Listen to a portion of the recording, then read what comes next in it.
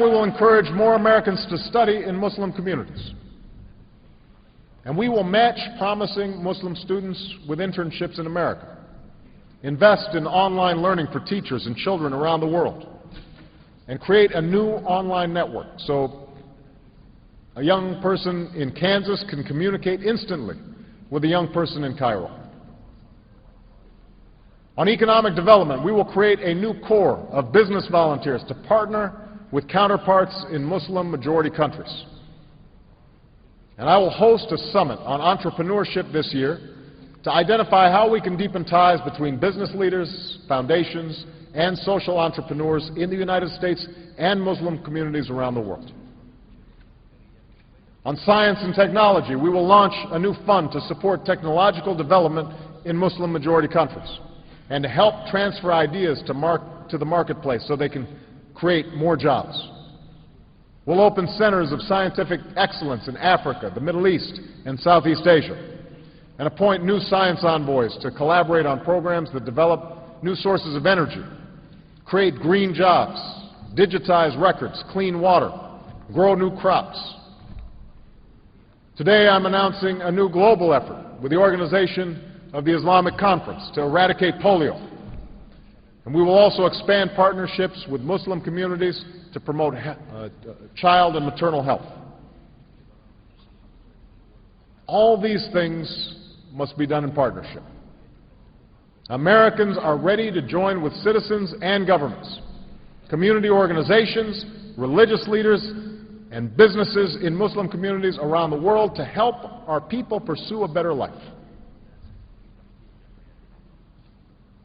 And the issues that I have described will not be easy to address.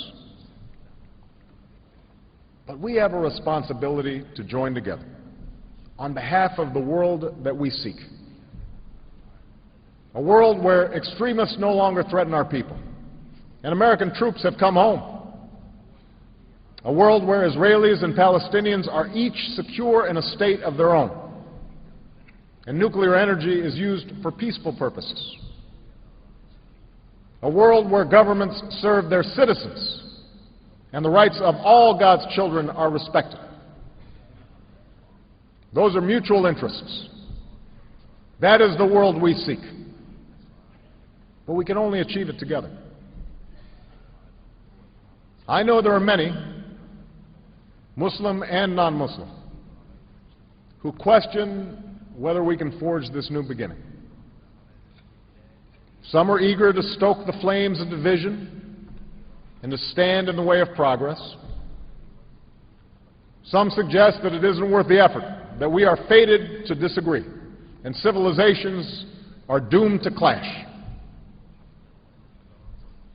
Many more are simply skeptical that real change can occur. There's so much fear, so much mistrust that has built up over the years. But if we choose to be bound by the past, we will never move forward. And I want to particularly say this to young people of every faith, in every country. You, more than anyone, have the ability to reimagine the world, to remake this world. All of us share this world for but a brief moment in time. The question is whether we spend that time focused on what pushes us apart, or whether we commit ourselves to an effort, a sustained effort, to find common ground, to focus on the future we seek for our children, and to respect the dignity of all human beings.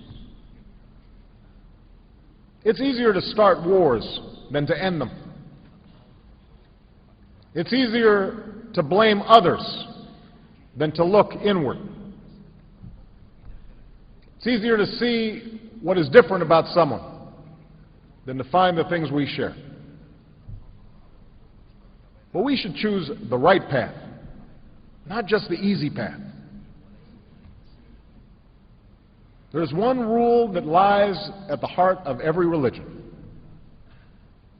that we do unto others as we would have them do unto us.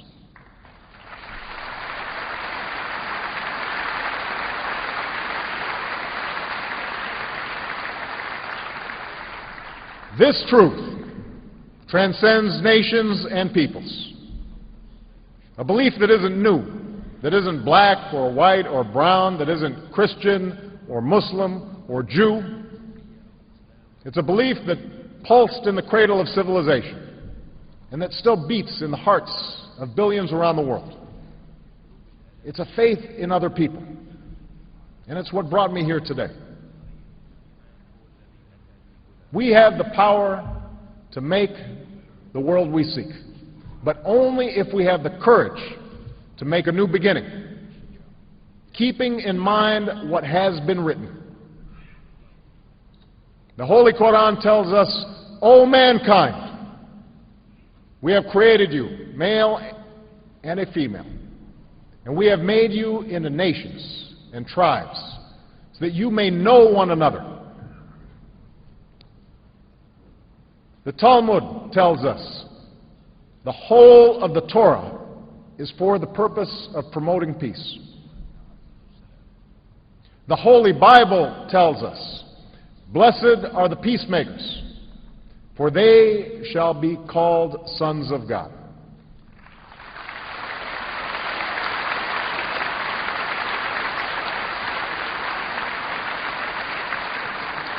The people of the world can live together in peace. We know that is God's vision. Now that must be our work here on earth. Thank you, and may God's peace be upon you. Thank you very much. Thank you.